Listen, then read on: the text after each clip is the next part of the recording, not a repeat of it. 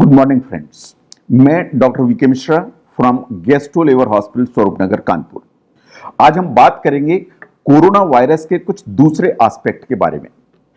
आज की तारीख में यह बात बिल्कुल सही है कि कोरोना वायरस का इन्फेक्शन पूरे दुनिया में काफी फैला हुआ है।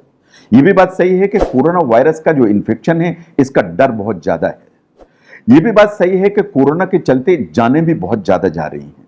लेकिन ये चेंजिंग सीजन है, ये अप्रैल का महीना है एंड आप जानते हैं कि चेंजिंग सीजन में अदरवाइज भी रेस्पिरेटरी इलनेसेस ज्यादा होती हैं, एलर्जीज ज्यादा होती हैं, कॉमन कोल्ड ज्यादा होती हैं, कॉमन फ्लू ज्यादा होता है और इन्हीं के बीच में कोरोना वायरस का इन्फेक्शन भी आ गया है।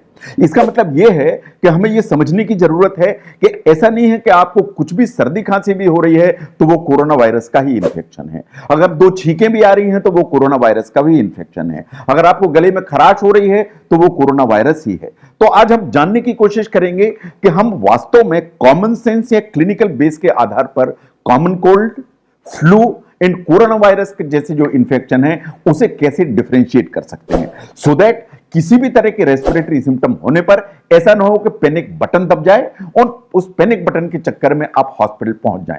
नाउ सबसे पहले देखिए कि कॉमन कोल्ड, फ्लू और कोरोना वायरस के सिम्टम्स में क्या फर्क है। सबसे जो इंपॉर्टेंट सिम्टम है is the fever.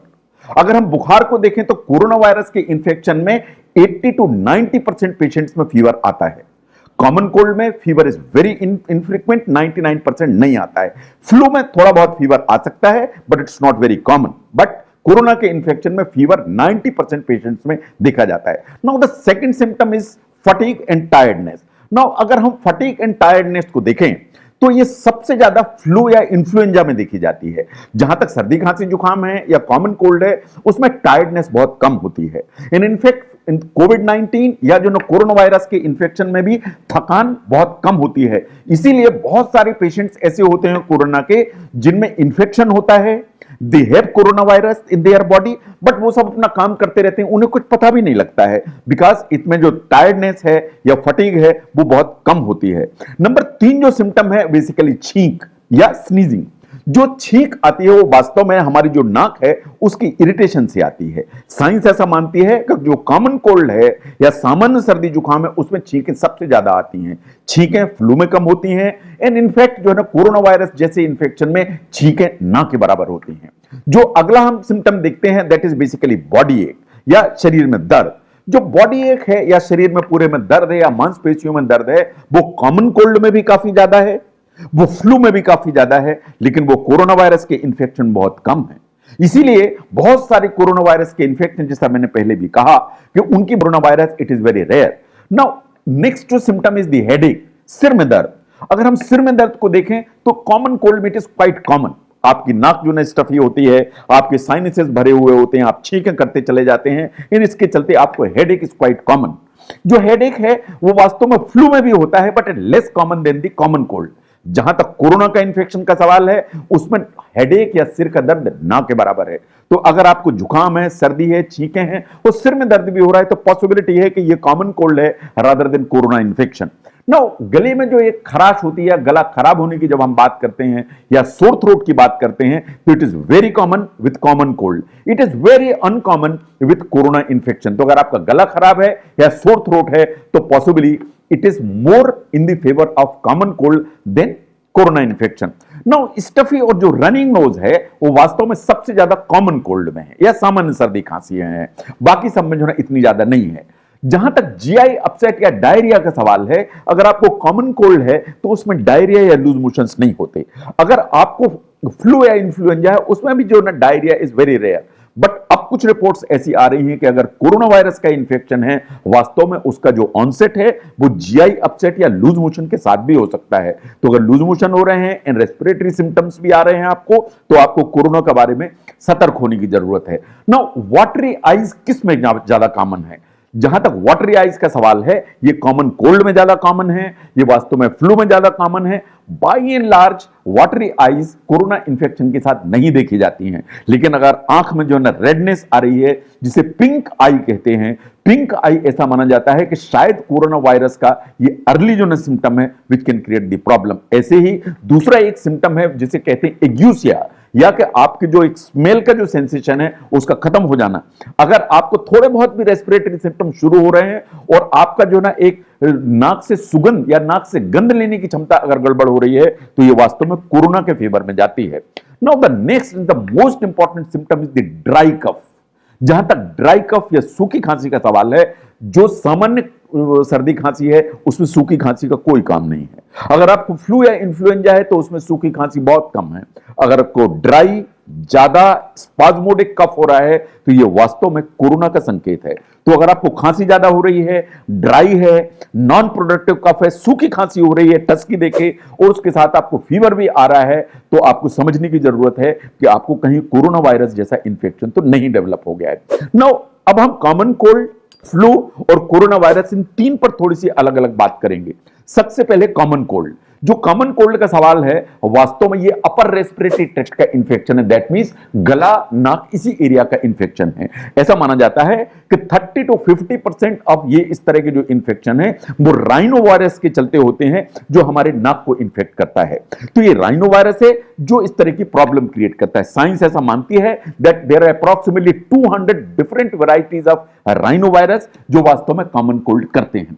Now common cold के बारे में कुछ चीजें और इंपॉर्टेंट हैं। ये बेसिकली कंटेजियस है इन द सेंस कि अगर मुझे जो ना सर्दी खांसी जुकाम है तो मैं आपको सर्दी खांसी जुकाम स्प्रेड कर सकता हूं। जो सर्दी खांसी जुकाम या जो कॉमन कोल्ड है उसका जो इंक्यूबेशन पीरियड है, यानी आज अगर मुझे इंफेक्शन आया तो सिम्टम आने में 1 से 7 दिन का टाइम लग सकता है, और एक बार मुझे सिम्टम्स आए तो जो सिम्टम्स हैं वो बेसिकली 7 से 10 दिन तक रह सकते हैं। लेकिन विज्ञान ऐसा मानती है कि जहां तक कॉमन कोल्ड का सवाल है, बाई एंड लार्ज सिम्टम्स आने के बाद 5 से 7 दिन में सिम्टम्स सबसाइड हो जाते हैं। बट इन डिफरेंट इंडिविजुअल्स कभी कभी ये जो सिम्टम्स हैं 2-2 सप्ताह भी आपको चल सकते हैं। नाउ जहां तक कॉमन कोल्ड का सवाल है, जैसा मैंने कहा कि वास्तव में ये अपर रेस्पिरेटरी इंफेक्शन है, इसलिए आपको स्टफी नोज होगी, आपको छींकें आएंगी, आपको जुकाम आएगा, आपको हल्की फुल्की सी खांसी हो सकती है। फीवर यूजुअली माइल्ड या फीवर यूजुअली नहीं होता है। By and large common cold जो है ना सिर्फ क्लिनिकल एग्जामिनेशन इन हिस्ट्री से ही कंफर्म हो जाती है। इन विज्ञान ऐसा मानती है कि कॉमन कोल्ड के लिए शायद किसी इन्वेस्टिगेशन की जरूरत नहीं है। नाउ जहां तक फ्लू या इन्फ्लुएंजा का सवाल है, दैट्स द नेक्स्ट इन्फेक्शन। ये basically again a viral infection है। ये जो वायरल इन्फेक्शन है माना जाता है कि ये इन्फ्लुएंजा वायरस के चलते होता है। इन्फ्लुएंजा जो वायरस है वो 2 होते हैं, influenza A and influenza B. तो इन्फ्लुएंजा वायरस बेसिकली फ्लू जैसी इलनेस करता है। ये जो वायरसेस हैं कभी कभी ज्यादा सीरियस इलनेस कर सकते हैं in comparison to common cold. ये कॉमन कोल्ड जैसा है लेकिन ये कभी कभी ज्यादा जो है ना इंफेक्शन क्रिएट कर सकता है। जो इन्फ्लुएंजा जैसा वायरस है या फ्लू का जो इंफेक्शन है ये भी कंटेजियस है, ये भी पर्सन टू पर्सन स्प्रेड कर सकता है। ये रेस्पिरेटरी इंफेक्शन है।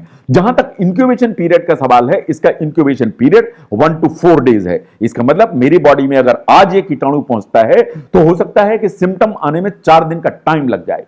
ड्यूरेशन बेसिकली ये 5 दिन से लेकर 2 हफ्ते तक लग जाता है इसको ठीक होने में। इट डिपेंड्स अपॉन कि इसकी सीवियरिटी कैसी है। तो एक बार मुझे सिम्टम्स आए तो सिम्टम आने के बाद विज्ञान ऐसा मानती है कि बाय एंड लार्ज 5 से 7 दिन में ये जो है ठीक हो जाता है। But at times it may take 2 weeks time, depends upon कि वायरस का लोड कितना है हमारी बॉडी के अंदर, हमारी एज कैसी है, एंड जो है ना बाकी सब सिम्टोमेटोलॉजी कितनी सीवियर है। तो अगर ये इंफेक्शन सीवियर है तो 2 हफ्ते का टाइम भी ले सकता है। नाउ ये जो इंफेक्शन है जो फ्लू या इन्फ्लुएंजा के चलते होता है तो एट टाइम से कभी कभी काफी ज्यादा हो सकता है। ऐसा भी देखा गया है कि फ्लू या इन्फ्लुएंजा जैसे इंफेक्शन में कभी आपको निमोनिया भी डेवलप हो सकता है, जिसे वायरल निमोनिया कह सकते हैं। और अगर जो ना इस तरह की प्रॉब्लम है तो आपको हॉस्पिटल की जरूरत पड़ सकती है। तो अगर हम फ्लू या इन्फ्लुएंजा के हॉलमार्क को देखें या सिम्टम्स को देखें तो आपको माइल्ड टू हाई फीवर हो सकता है, नंबर 1। आपको सिग्निफिकेंट हेडेक होगा, खांसी होगी, आपको काफी थकान होगी, इन काफी जो मसल पेन या बॉडी एक भी हो सकते हैं। जहां तक फ्लू इन्फ्लुएंजा का सवाल है ये अपर एंड लोअर दोनों रेस्पिरेटरी ट्रैक्ट को इन्वॉल्व करता है। तो नाक को भी इन्वॉल्व करेगा, गले को भी इन्वॉल्व करेगा, इवन लंग्स को इन्वॉल्व करेगा। इसीलिए अगर लोअर रेस्पिरेटरी ट्रैक्ट को इन्वॉल्व करेगा तो आपको वायरल निमोनिया जैसे होने का डर रहेगा। अगर आपको कोई कोमॉर्बिड इलनेसेस हैं, जैसे आपको ब्रोंकियल अस्थमा है, आपको सीओपीडी है, आप स्मोकर हैं, आपकी एज ज्यादा है, तो इन्फ्लुएंजा कभी कभी आपके लिए काफी खतरनाक साबित हो सकता है।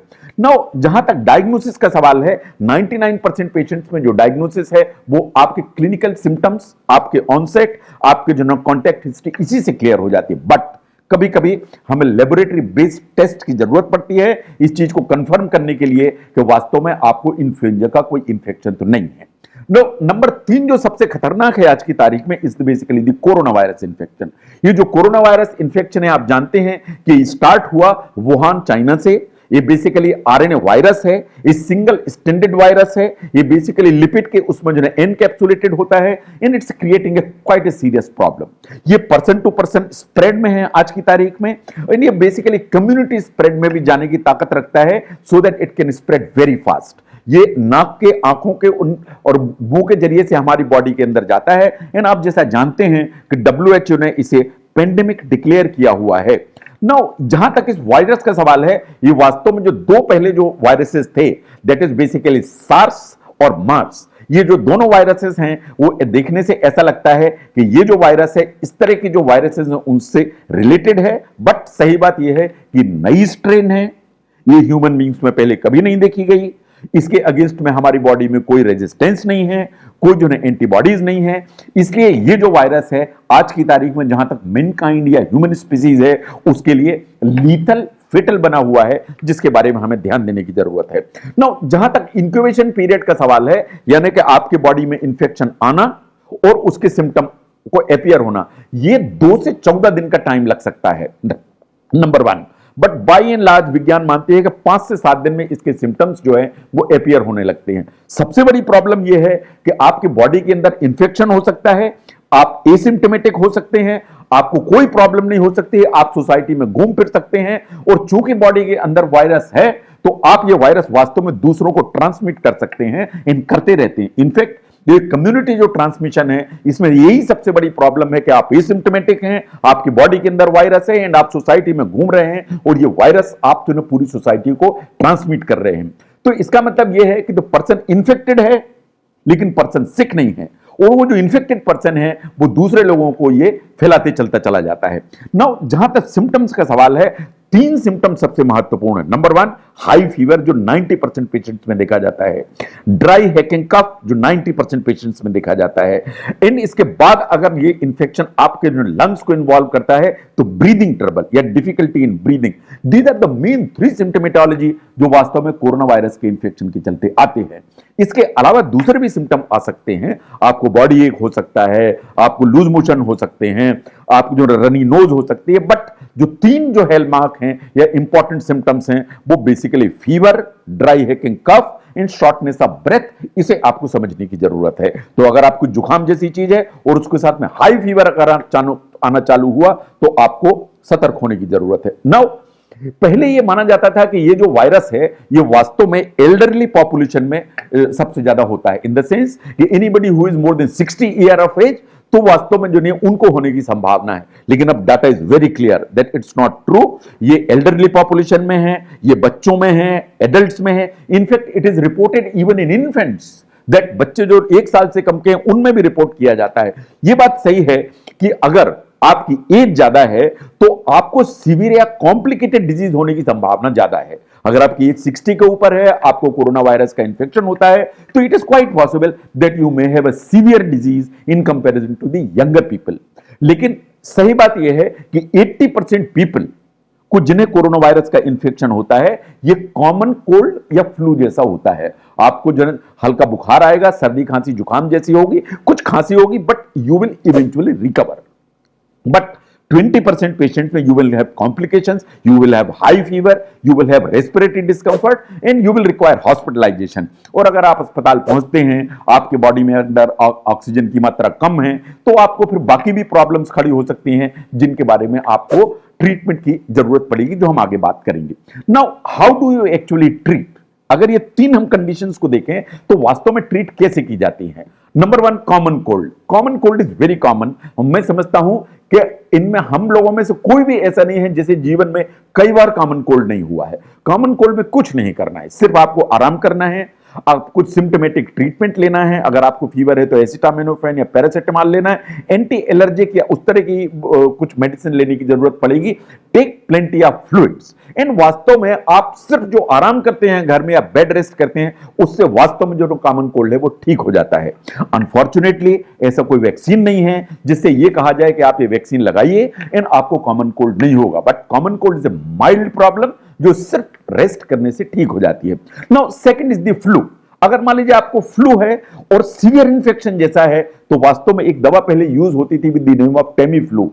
टेमीफ्लू जो है वास्तव में यूज की जाती थी, बट अभी भी आप आराम करिए, take good amount of rest and इसके बाद सिम्टोमेटिक ट्रीटमेंट के हिसाब से एसिटामिनोफेन, पैरासिटामोल इनकी जरूरत पड़ सकती है। अगर आपको सिम्टम्स ज्यादा हैं, परेशानी ज्यादा है, तो आपको हॉस्पिटल की जरूरत पड़ सकती है। If that is so, it is quite possible कि आपको रेस्पिरेटरी सपोर्ट की जरूरत पड़े, but it's not very common. जो फ्लू है या इन्फ्लुएंजा है, ये वास्तव में इसके लिए वैक्सीन अवेलेबल है। अगर आप वैक्सीन लगा लेते हैं तो संभावना इस चीज की है कि आपको ये फ्लू या इन्फ्लुएंजा नहीं होगा, और होगा भी तो इसके सिम्टम्स काफी माइल्ड होंगे। तो इफ पॉसिबल तो आपको अपने आप को वैक्सीनेट करा लेना चाहिए। नाउ जहां तक कोरोना का सवाल है या कोविड-19 के इंफेक्शन का सवाल है या कोरोना वायरस के इंफेक्शन का सवाल है, सिम्टम्स वही है, fever, cough, shortness of breath. लेकिन 80% पेशेंट्स में जैसा मैंने कहा कि ये वास्तव में सिर्फ घर पर ही मैनेजमेंट से ठीक हो जाता है। इट इज ओनली 20% पेशेंट्स जिन्हें हॉस्पिटल की जरूरत पड़ती है। तो अगर आपको रेस्पिरेटरी सिम्टम्स आ रहे हैं, आपको सांस में दिक्कत हो रही है, इसका मतलब है कि आपको हॉस्पिटल जाने की जरूरत है। अगर आपकी एज 60 के ज्यादा है, अगर आपको कोमॉर्बिड इलनेसेस हैं, अगर आपको प्रेगनेंसी है, तो शायद आप हाई रिस्क उसमें हैं, तो आपको हॉस्पिटल की जरूरत पड़ेगी। ना उसमें है वही कि आपको आराम करना है, सिम्टोमेटिक ट्रीटमेंट लेना है। द अनफॉर्चुनेट थिंग इज कि ऐसी कोई दवाई नहीं है जो ये कहा जाए कि this is the drug of choice for corona virus infection. ऐसा कोई वैक्सीन नहीं है जो मैं ये कहूं कि इसको आप लीजिए एंड आपको कोरोना वायरस का इंफेक्शन नहीं होगा। एंड इस पूरी की पूरी बीमारी में वास्तव में एंटीबायोटिक्स का कोई रोल आज की तारीख में नहीं है। जहां तक ट्रीटमेंट का सवाल है, you would require a supportive treatment, but you may require some treatment. अगर आपको कोरोना वायरस का इंफेक्शन सीवियर हो जाता है, आप हॉस्पिटल में जरूरत आप पहुंच जाते हैं। अगर आपको रेस्पिरेटरी डिस्कंफर्ट ज्यादा है तो इट इज क्वाइट पॉसिबल कि आपको इंटेंसिव केयर यूनिट में जाना पड़े। इट इज क्वाइट पॉसिबल आपको ऑक्सीजन के सपोर्ट की जरूरत पड़े। इट इज क्वाइट पॉसिबल कि अगर आपको जो ना सांस की दिक्कत जाता है तो आपको बाइपेप जैसी मशीन या अल्टीमेटली वेंटिलेटरी सपोर्ट की जरूरत पड़े। बट अगर हम जो ना ओवरऑल देखें तो 80% जो पेशेंट्स हैं वो home quarantine and symptomatic treatment से घर में ठीक हो जाते हैं। 20% पेशेंट ज्यादा सिक होते हैं, उन्हें हॉस्पिटल की जरूरत पड़ती है, लेकिन most of them basically non ICU में ठीक हो जाते हैं। इट इज अप्रोक्सीमेटली 4-5% पेशेंट जिन्हें आईसीयू की जरूरत पड़ती है। साइंटिफिकली जो मॉर्टेलिटी है वो 1 से 2% है, मॉर्टेलिटी काफी कम है। और यह बात सही है कि जो एक सिग्निफिकेंट रिस्क है ऑफ मॉर्टेलिटी, ये उन लोगों में है जिनमें एज ज्यादा है या कोमॉर्बिड इलनेसेस ज्यादा है। तो इसलिए अपने सिम्टम्स को पहचानिए एंड अपने बैकग्राउंड को पहचानिए, उसके हिसाब से आप अपने डॉक्टर को अप्रोच करिए, तो शायद आप इसे डिफरेंशिएट कर पाएंगे। Thank you very much.